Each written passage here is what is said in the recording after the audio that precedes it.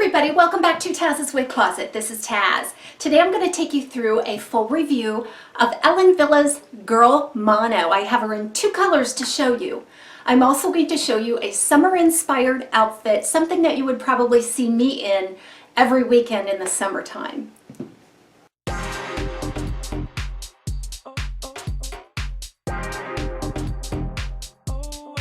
Girl Mono is one of my favorite summertime bobs because it just has all of this beachy inspired wave, and when you wear kind of an off of the shoulder top like this, it just really highlights and accents all of this beautiful texture. This is an outfit that you would probably see me in just about every weekend of the summer.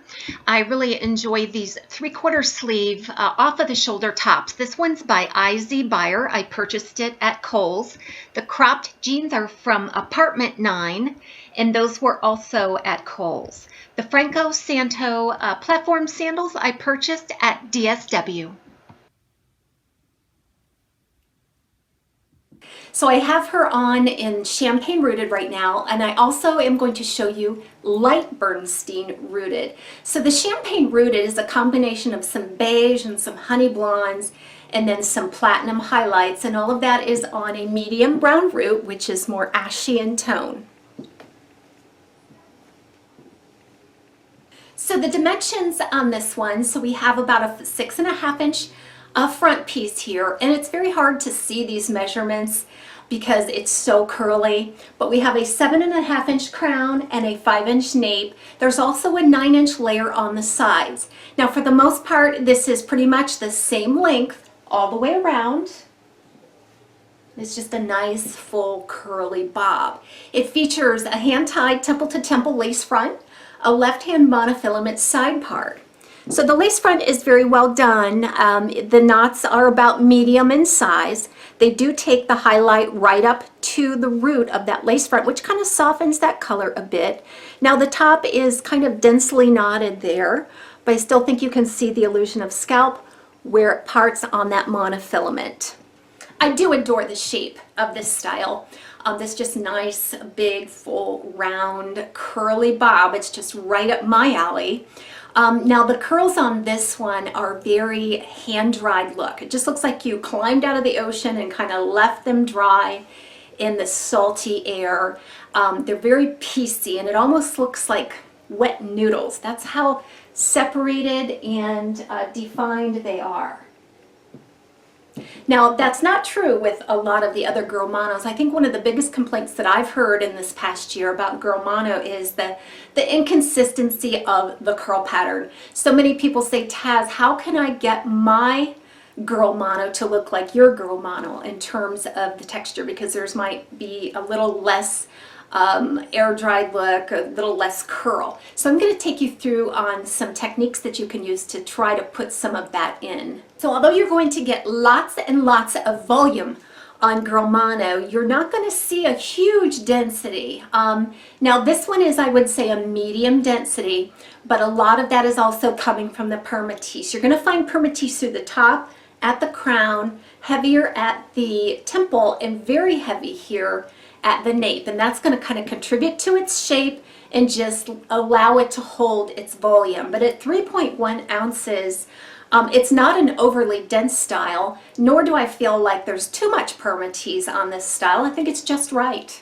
So now that we've taken a look at this one in Champagne Root, let me go ahead and grab the one I have in light Bernstein Rooted. I love all the color dynamic that's going on in this light Bernstein Rooted. It's a medium golden brown shade, and then it has in there some honeys. I see some blush tones like a strawberry.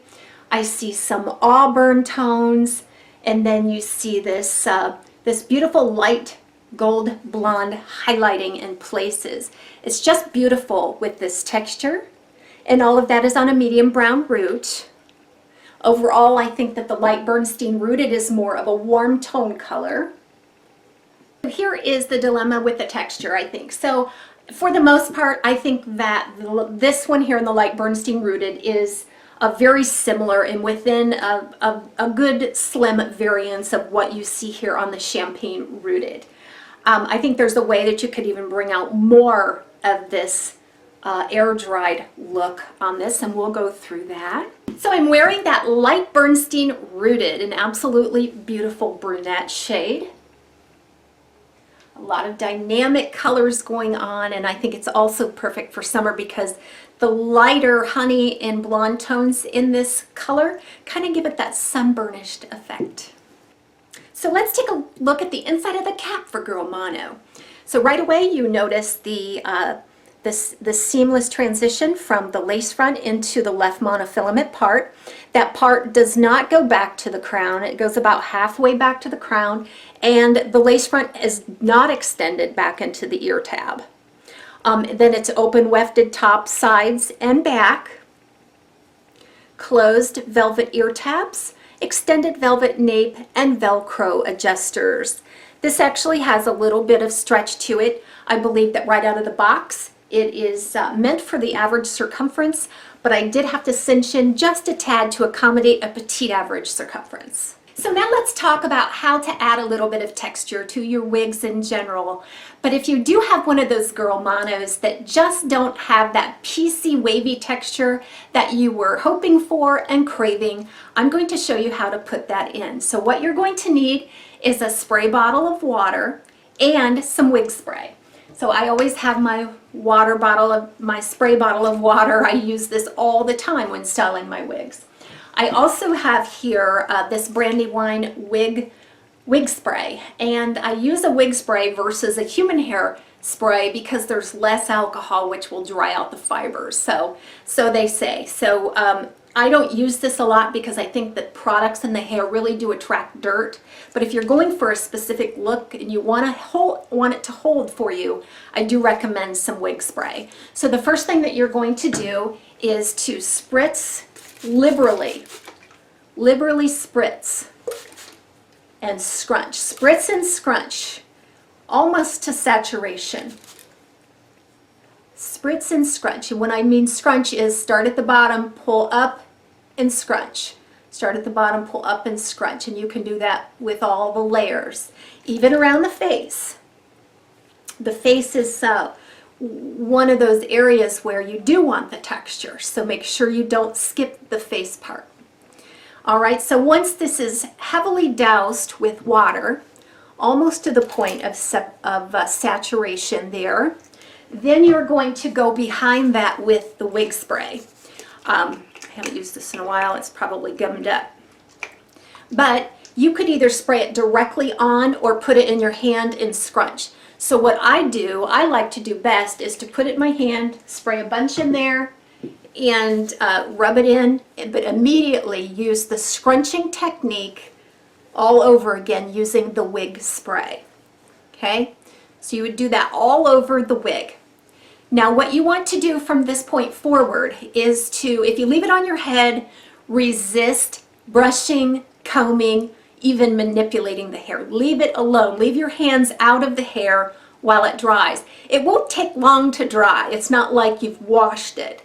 I would say within 10 to 15 minutes, you're going to see where that's completely dry. I'm going to wait for just about that long. I'll be right back.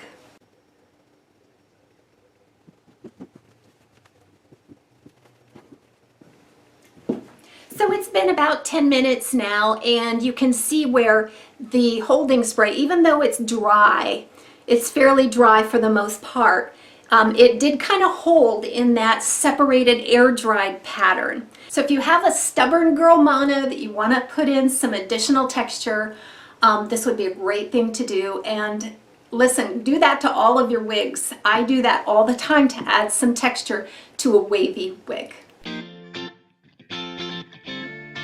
Sunglasses fit amazing between the ear and the ear tab on this style. There's not a lot of permatease right there at the ear tab, and I find that the fit is very comfortable.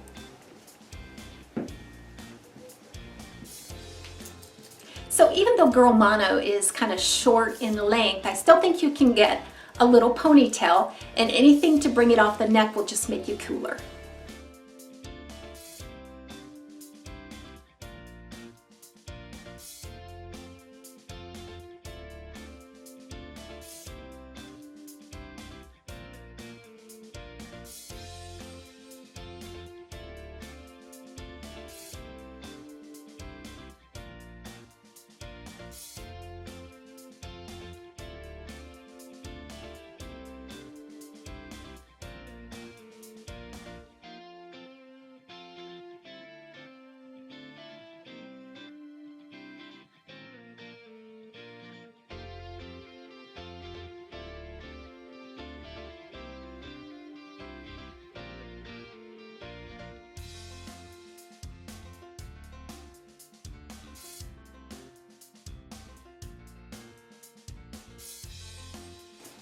Thank you so much for joining me for this Ellen Wille Girl Mono review and a summer inspired outfit. See you next time on TAZ's Wig Closet.